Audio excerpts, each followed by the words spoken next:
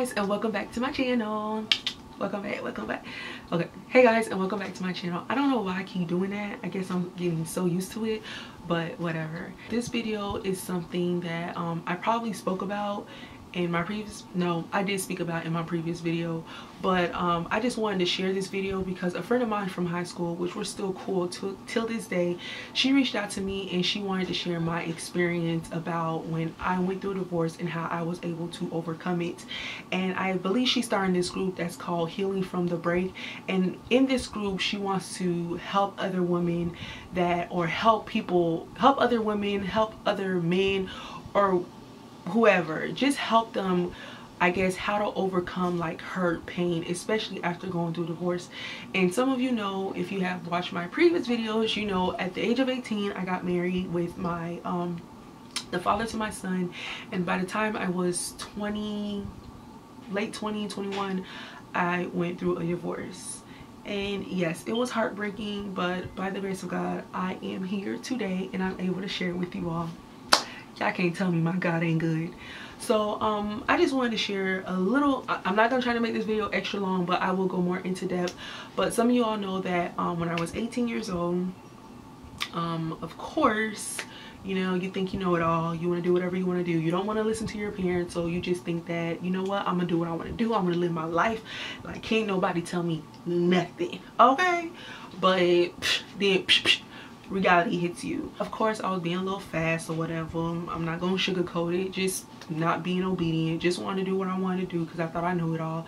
And I eventually got into a relationship with the father to my son, and of course we were intimate. And by getting intimate, of course you're taking chances on you catching a disease, you know, having a child, or whatever the case may be. Unfortunately I was the one who got pregnant, and I don't look at it as a bad thing. I'm older, I'm mature, I'm wiser, and you know, everything happens for a reason. So I eventually got pregnant, and you know, I began to live with him. We were living with his mother. It was good. Of course, everything seems to be going perfectly in the beginning. My mom called that the honeymoon stage.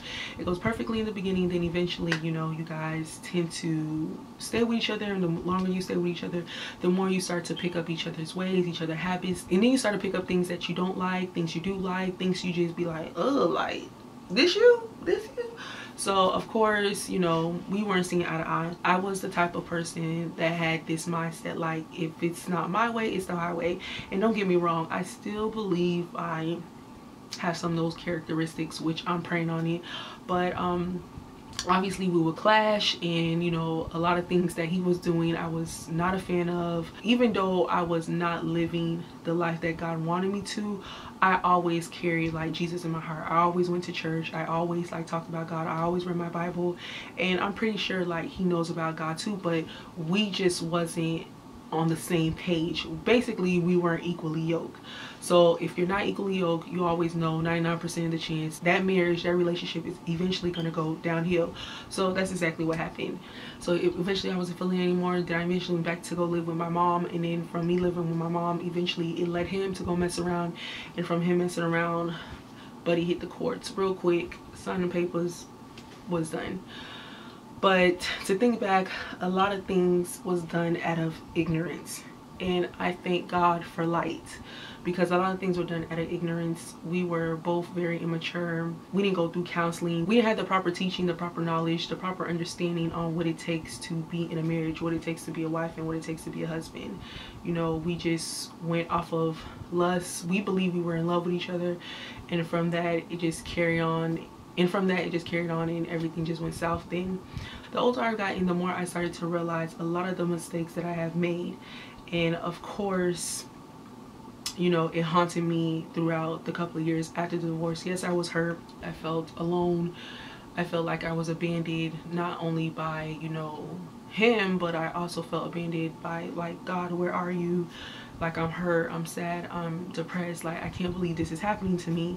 But it's like, you know, when we're going through that stage in our life, sometimes we're in denial, that we don't want to believe that we actually had a part to play in it, even though we may not have been the one that may have cheated or may have been the one to cause all the trauma within that relationship. But everyone has a part to play. Like, I'm not gonna sit here and like blame him, or I'm not gonna sit here and blame me.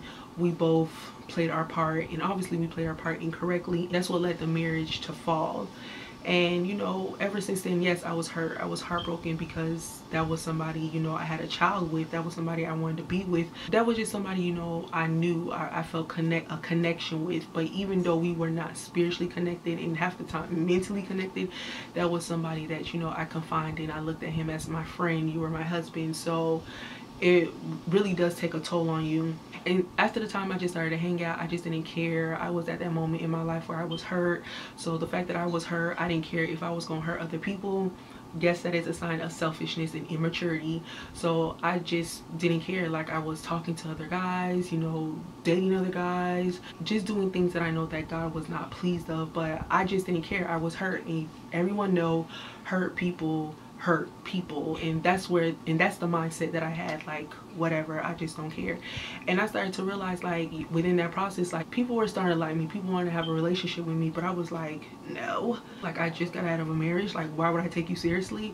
But not realizing that I was hurting them. But of course we're not gonna see that because we're the one that's hurt. Eventually I remember this day, I'm not sure if I said it in another video, I remember this day I felt so sad, I felt so hurt, and I was like, Lord, I'm tired of things that I'm doing. I'm tired of hurting other people. I know I was hurt, but that doesn't give me the right to hurt your children. That doesn't give me the right to hurt somebody else because of the fact that I was hurt. And I remember a text message came in, and the text message was, I forgive you. Even though the text message was from a old friend, she said that she forgave me. I took it as that was God. Because right when I was pleading and crying out to God, those very words came through my phone, and it said, I forgive you. I knew it was God, and God's timing is perfect. And ever since then, I just told myself, like, you know what, I'm not doing that. Just because I'm hurt does not give me the right to hurt other people. Just because I felt like my husband betrayed me, my husband broke his vows, like, you know, but then I also played a part. I didn't go commit, like, I didn't go and mess around. But what could I have done? What could I have done? Could I have done things differently? Could I said things differently? Could I have reacted differently from certain things that he was doing? There's a lot of things that we could have done, but we don't think like that. But now that I am in a whole new marriage, and I am very, very happy in my new marriage, don't get me wrong, women, and I'm talking to a lot of the single women, take the time to heal. Healing is very important. Do not rush into the next relationship because you feel alone. Don't get me wrong, yes, there's times where you are going to feel alone. You're gonna feel like nobody understands, nobody cares for you, but lean on God. Trust in God, read his word, grow a relationship with God. And sometimes the things that you ask for usually happens unexpectedly. So if you're looking for a relationship, trying to just throw yourself out because you want somebody, it's never going to happen on your own time.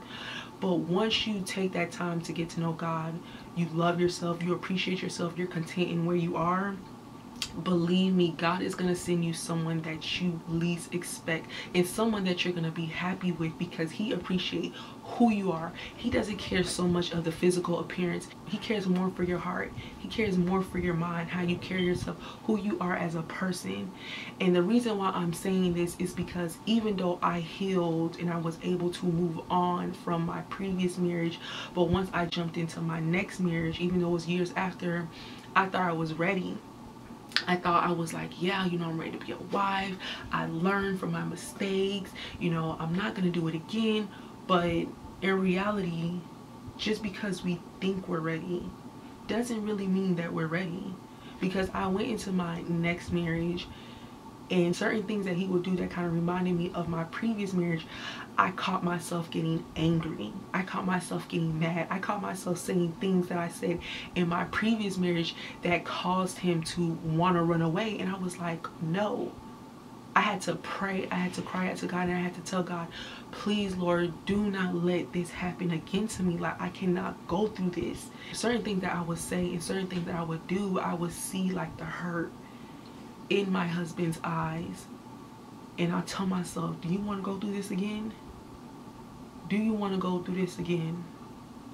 That's what I'm saying. As single women, Just because you're single doesn't mean that you're lonely.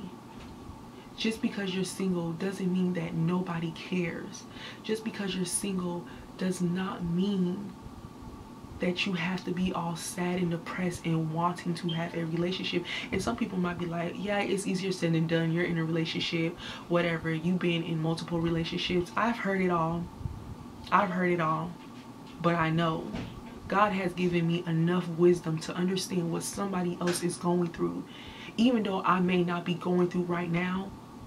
But what hurts the most is being in a relationship and feeling lonely. I feel like that pain hurts more than being single. To be in a relationship and still be lonely, versus you're being single and you can just be who you want to be. You're not accountable for anybody. You don't have to call anyone and let them know where you are. You don't have to reach out or check in like, hey, I'm grabbing some food. Like, hey, do you want anything to eat? You don't have to do that. Because why? You're working on yourself. You're focusing on yourself.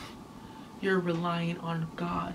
And God is giving you those steps, those wisdom, those understanding on where to go, on how to act, and who to be in the future.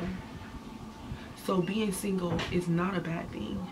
Being single is a time for you to figure out what you want in life, to figure out what you want to do in life, to figure out who you are and what you're willing to accept and not accept. Figure out what you love, travel, hang with your friends, hang with positive people, read books, you know, advance your mind, advance who you are. Just change certain characteristics that you don't like about yourself. Work on you. Trust in God and have a relationship with God. And once God see that you're ready, I'm telling you, unexpectedly, you will find that man. Unexpectedly, you will find that woman. And you'll be thankful for the route that you just took. You will never look at it as a bad thing. You'll look at it as a blessing. But God is such a good God. God is such a loving God.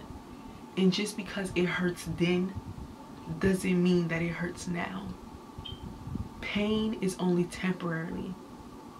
It's only forever if you make it to be a forever thing. But pain doesn't last forever. So once you go through a heartache in life, pray about it. And learn to let it go.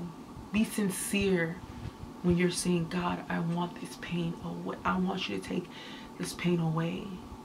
I want to be someone new. I want to do what is right. I want to love myself, appreciate myself, be content in where I'm at. And even though I'm hurt, I don't want to hurt the next person. I want to love the next person. I want to continue to show love to everyone around me. And when you're able to love yourself and able to love everyone around you, you'll be able to love your husband the way you're supposed to love your husband. Love your kids the way you're supposed to love your kids. You'll be able to be appreciative and be content where you're at in life. Remember, heartaches doesn't last forever. Pain doesn't last forever. But God is always with you forever. For He will never leave you nor forsake you. He will carry your burdens. He will carry your heartache, your pain, your sadness. Whatever you're going through, give it to Jesus. Believe me, good is coming. Pray about it, believe it, and wait to receive it. I pray that this video is able to help someone. I love you all. God bless. And I'll see you on my next video. Bye.